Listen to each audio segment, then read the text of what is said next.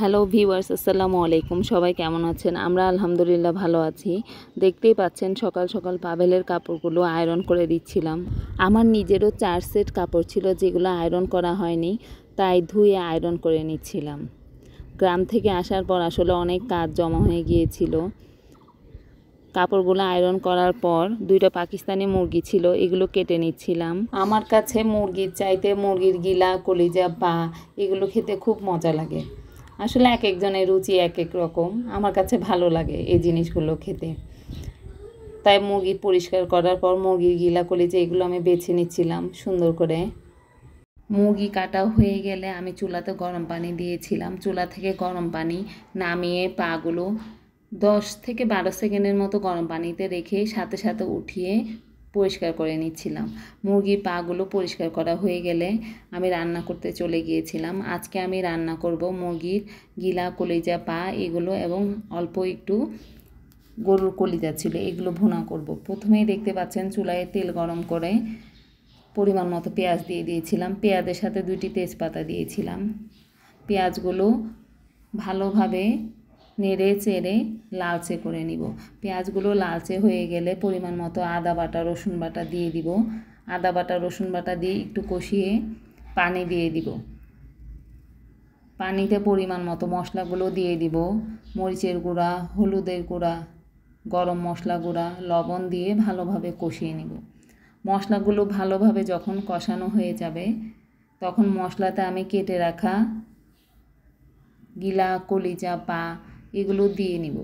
এগুলো দিয়ে ভালোভাবে মশলার সাথে কষিয়ে নিতে হবে। যতক্ষণ পর্যন্ত তেল ভেসে না ওঠে ততক্ষণ পর্যন্ত আমি ভালোভাবে কষাবো।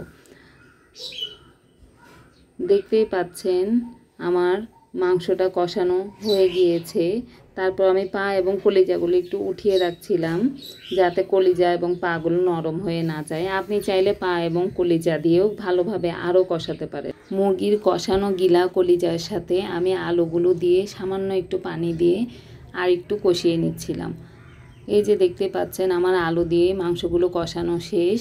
তারপর পরিমাণ মতো পানি দিয়ে এতে উঠিয়ে রাখা কলিজা এবং পা দিয়ে ভালোভাবে জাল করে নিচ্ছিলাম। ঢাকনা উঠিয়ে আমি গিলা, কলিজাগুলো ভালোভাবে নেড়ে চেড়ে দিচ্ছিলাম। এরপর আরও কিছুক্ষণ জাল করে নিয়েছিলাম। তারপর দেখছিলাম যে পাগুলো সিদ্ধ হয়েছে কিনা, দেখলাম সিদ্ধ হয়ে গিয়েছে। তারপর তরকারিতে আমি পরিমাণ মতো জিরা গুঁড়া এবং অল্প একটু গরম মশলা গুঁড়া দিয়ে তরকারিটা নাড়াচাড়া করে তারপর আমি নামিয়ে ফেলেছিলাম। তারপর আমি আরেকটি রান্নায় চলে যাব। আমার বাসায় অল্প একটু গরুর কলিজা ছিল। প্রথমেই আগে রান্না থেকে ভেজে রাখা পেঁয়াজ আমি কড়াইতে দিয়ে দিয়েছিলাম। তারপর এতে আদা বাটা, রসুন বাটা, মরিচের গুঁড়া, হলুদের গুঁড়া, অল্প একটু গরম মশলা গুঁড়া। এক একজন রান্না এক একভাবে করে। আমি সবসময় অল্প মশলায় অল্প তেলে রান্না করতে পছন্দ করি।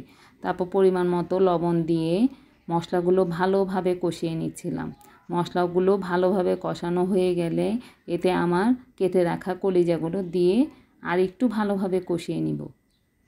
দেখতে পাচ্ছি কলিজাগুলো আমি মাংসের সাথে ভালোভাবে কষিয়ে নিচ্ছিলাম যাতে মশলাগুলোর ফ্লেভার কলিজার মধ্যে ভালোভাবে ঢুকে যায়। কলিজাগুলো আমি অতিরিক্ত জাল করব না, কারণ অতিরিক্ত জাল করলে কলিজা রাবারি হয়ে যায়, তখন খেতে ভালো লাগে না। তাই আমি কলিজাগুলো অল্প আঁচে আস্তে আস্তে রান্না করব।